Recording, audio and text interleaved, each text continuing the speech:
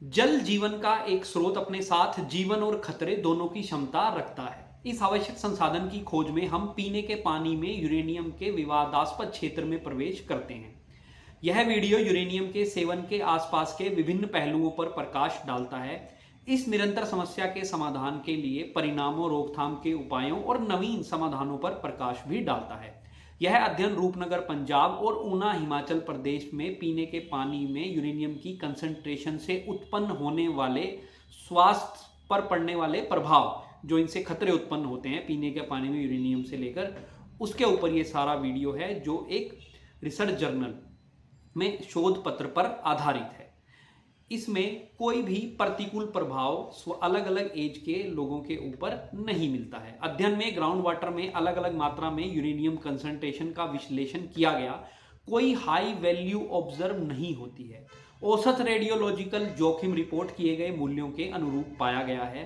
Uranium intake से कोई प्रतिकूल प्रभाव स्वास्थ्य पर होने का संकेत नहीं मिलता।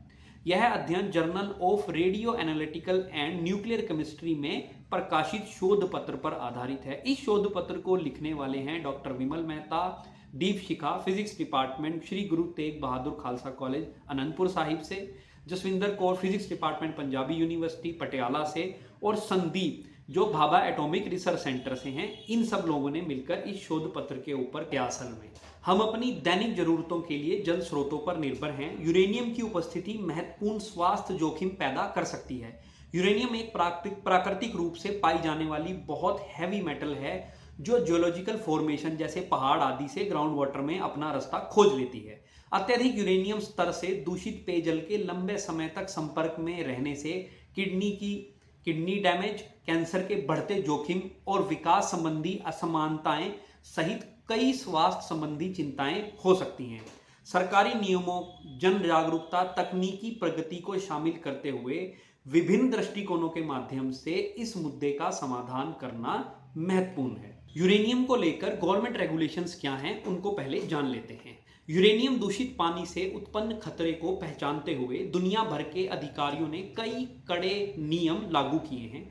पर्यावरण संरक्षण एजेंसी EPA जैसे संगठनों ने पीने के पानी में यूरेनियम के मैक्सिमम कंटेनमेंट स्तर स्थापित किए हैं। ये नियम सुनिश्चित करते हैं कि जल पानी, यानी अगर उम्र भर हम यूरेनियम के इस कंटेनमेंट, मतलब उतना यूरेनियम अगर आप पानी में ले रहे हैं पूरे जीवन, तो आपके स्वास्थ्य पर कोई प्रतिकूल प्रभाव नहीं पड़ेगा। लेकिन सीमित बुनियादी ढांचा और पर्याप्त संसाधनों की कमी के कारण कुछ क्षेत्रों में इन नियमों का पालन करना एक चुनौती बनी हुई है।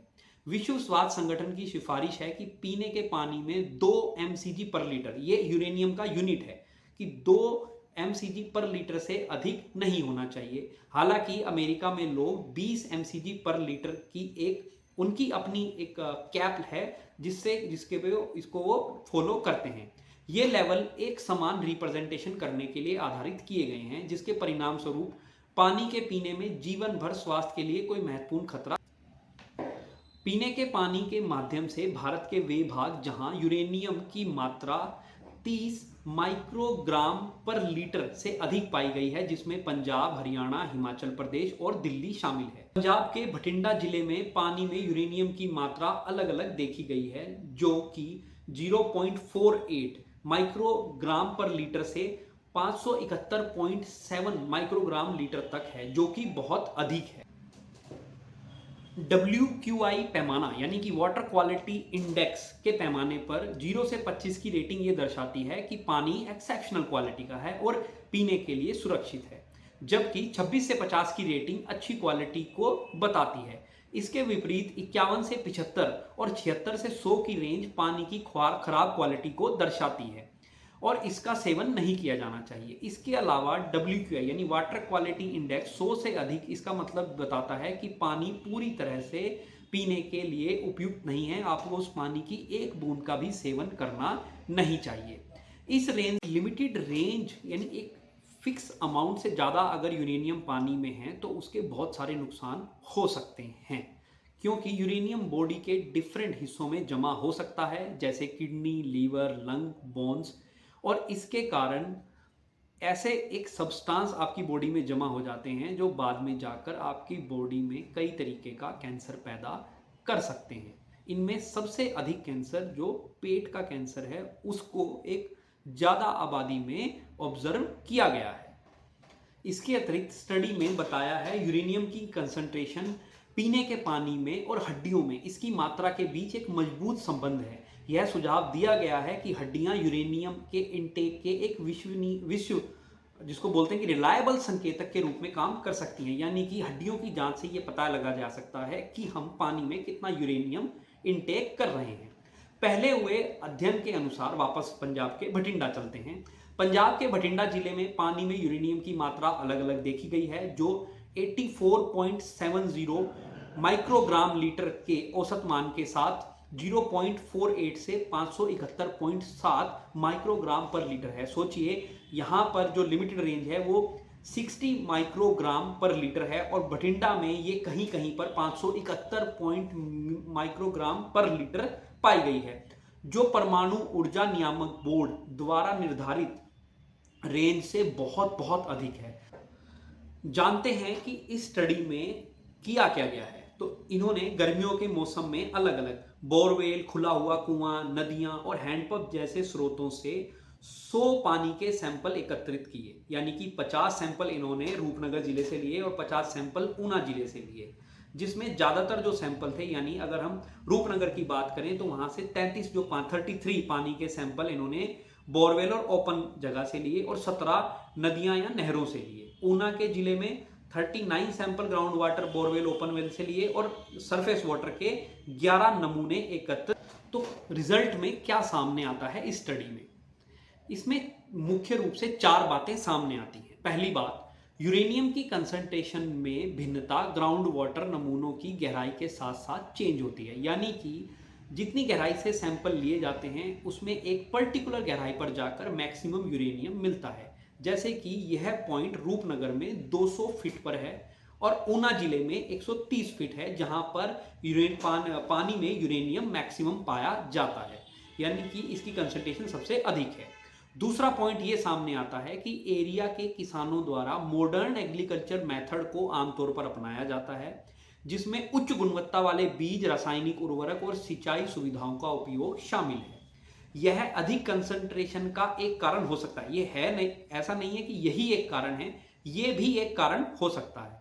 नतीजे बताते हैं कि रूपनगर जिले के लोग ग्राउंड वाटर का केवल 6% हिस्सा और ऊना जिले के लोग ये ग्राउंड वाटर का 5% हिस्सा ही WHO की जो सीमा निर्धारित की गई थी 2011 में, वो जो पानी पी रहे हैं उससे अधिक है।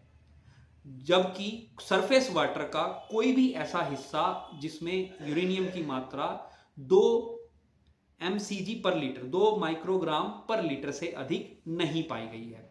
कोई भी नमूना AERB की सीमा यानी कि 60 माइक्रोग्राम पर लीटर से अधिक नहीं है। यानी कि कुल मिलाकर जो पूरे के पूरे नमूने हैं उनको 2 तरीके से देखा गया है। एक जो WHO की गाइडलाइंस हैं उसके अकॉर्डिंग 5 से 6%, जो दोनों में लगभग 6% और 5% तक ही वो पानी है जिसमें यूरेनियम की मात्रा उतनी अधिक है, जो WHO की गाइडलाइंस हैं 2 mcg पर लीटर वाली। लेकिन जो हमारे यहाँ पर गाइडलाइंस हैं, जो AERB की गाइडलाइंस हैं, जिसमें बोला जाता है कि 60 माइक्रोग्राम पर लीटर से अधिक नहीं होना चाहिए, ऐसा कोई भी नमूना इन दोनों जिलों में नहीं पाया गया है। यह ग्राउंड वाटर में यूरेनियम की कंसंट्रेशन की तुलना में काफ़ी अधिक है। उम्र पर निर्भर इंजेक्शन, यानी जो उम्र के साथ साथ जो आंकड़ा आता है उसमें यह पता लगता है कि अन्य ग्रुप की तुलना में, जितने भी ग्रुप हैं उन सब में जो मेल एडल्ट्स हैं उनमें कैंसर का खतरा यूरेनियम के वाटर से लेकर फीमेल से ज़्यादा पाया गया है। और अधिकतम जो लास्ट इसका 4th पॉइंट है सबसे महत्वपूर्ण, वो ये कि सबसे अधिक खतरा छोटे बच्चों में उनके कम वजन। न्यू इनोवेशन के इस युग के बीच नैनो टेक्नोलॉजी जल उपचार यानी इस प्रॉब्लम को हैंडल करने के लिए एक क्रांतिकारी कदम प्रस्तुत करती है। शोधकर्ता पीने के पानी से यूरेनियम को चुनिंदा रूप से सोखने और हटाने के लिए ग्राफीन ऑक्साइड जैसे कुछ नैनो कणों का उपयोग की खोज भी कर रहे हैं, जो बड़े पैमाने पर इस प्रॉब्लम से निपटने के लिए कुशल और लागत प्रभावी तरीका प्रदान करता है। पीने के पानी में यूरेनियम का मुद्दा एक बहुआयामी दृष्टिकोण की मांग करता है, जिसमें नियम, सार्वजनिक जागरूकता, तकनीकी प्रगति शामिल है।